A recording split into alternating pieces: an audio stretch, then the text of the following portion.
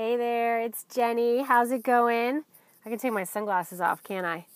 I hope you're well. It's Jenny here. I'm excited to be with you today. I'm actually sitting in my car, and I wanted to create this little Periscope action for you today because I'm curious about what you do when you are on the brink of burnout, especially as an introvert. If you are anything close to an introvert like me, what's up? Hey, everybody who's joining, let me know when you're joining, like who you are, where you're from. I want to hear from you. What's up? We're going to be talking about burnout today and being an introvert.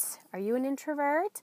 I don't always seem like an introvert. I seem like an extrovert, but I am really, really introverted. So, hey, if you're just joining, let me know where you're from. Tell me, like, hey, I'm plugging in here from wherever you are. What's burnout?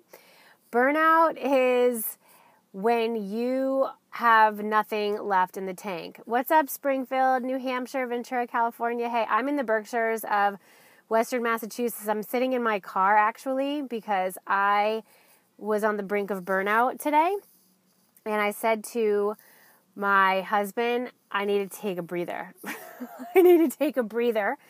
And so here I am. So I wanted to create this scope for you today to talk about burnout, give you some tips about warning signs to be aware of, and hear from you about what you do when you're on the brink of burnout, especially when you're an introvert, especially when you're in business and you've got a lot of energy that you're putting out into the world. If you're a parent like I am, I have 3 kids, and it can get a little intense.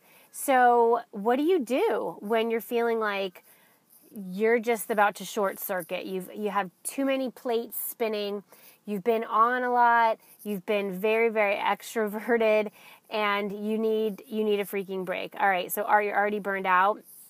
So let's talk about that. How do you know that you're starting to burn out? Well, often it's about you not getting enough rest. It's about your basic needs getting neglected, like exercise, taking walks, being outside in nature, all the things that you come back to over and over again.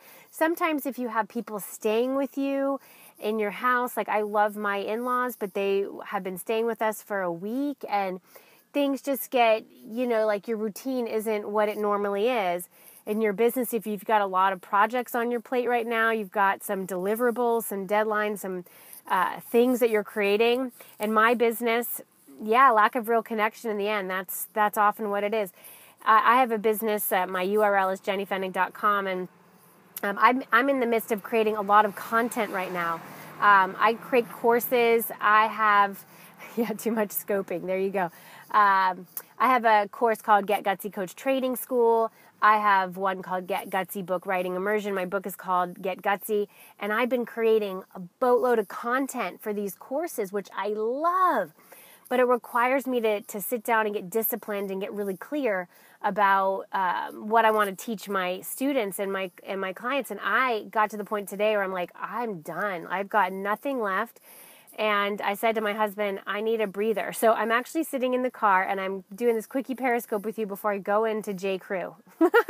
We have some outlets in my town, and I just decluttered my entire closet because I'm reading a great book. Let me show you the book. Here's my car.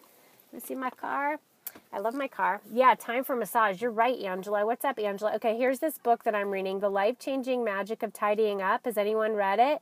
The Japanese Art of Decluttering and Organizing. Yeah, shopping therapy. And I used to be a huge shopper. I'm not so much anymore. But I read this book, and I have decluttered my closet. I barely have any clothes left. Which is great. But when I was getting ready today, I'm like, what am I even going to wear? Like, I hardly have any shirts left. So I'm going to head into J. Crew. And that was my way of saying, I need to take a little breather. I need some time to not have to talk to anyone for a little bit.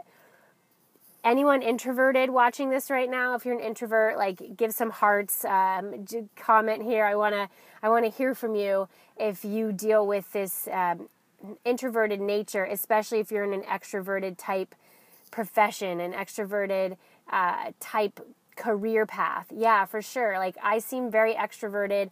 I do a lot of connecting with my people.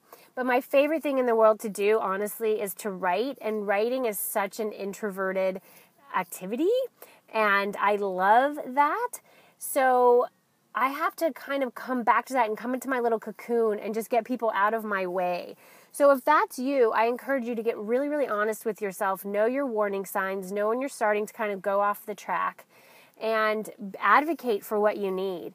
And I basically said to my husband today, I feel like my brain is going to explode. Yeah, oh my God, me too, Angela. I need alone time after a big event, for sure. I said my brain's about to explode. And yeah, he goes, do you want me to take the kids? I'm like, yes, I do. So I'm off. I'm going to go into J. Crew. Wish me luck that I find some cute little shirts to get me through the rest of the summer. Right, journaling, massages, naps. I love that, Angela. Any other insights you all have about what you do to kind of refuel, especially for us introverts? I'm going to do that. I'm going to go have dinner, and then I have a meeting tonight with one of my healers on my team, and I'm looking forward to that. I just need to go back into my little cocoon and be quiet because, yeah, I want to have a nice weekend. And then later this month, I've got a series of about 5 meetings, big meetings in my business, one with my mastermind group that I lead called the Business Adventure School. I have another meeting with my coach trainees. It's their coaching masterclass. First time they've all been together in person. Another meeting with the book writing crew.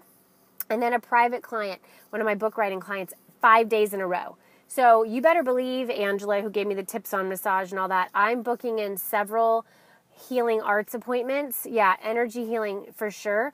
I've got to book that in. I'm close to a place called Kripalu, and they have a wonderful healing arts department. So during that week especially, I'm going to have several appointments lined up. I have to do that so I don't short circuit. So please make sure that you take care of yourself. Massage, quiet time, walks by yourself, letting people know that you love them. You simply can't talk right now. Like, I can't talk to you right now. Whatever you have to do, you can't feel bad about it. You simply need to do what you need to do so that you can continue serving your people.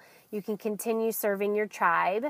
You can grow your business. You can be, an amazing person to your kids, to your friends, like whatever you have in your life. But it has to start by you taking care of yourself first. Okay, so that is my tip for you. Make sure you know your warning signs when you're going off the track, and then have your go-to list of what you can do to feel better and to get back on track, fill your tank, and be able to continue serving your people in a way that only you can.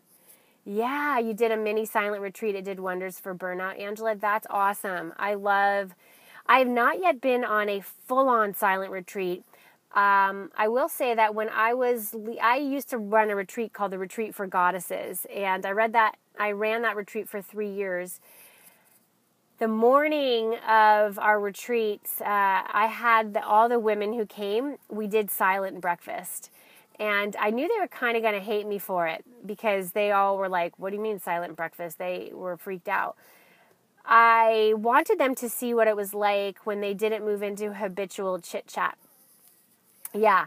And they were like, what? And I just said, just try it. Just try it. See how you like it.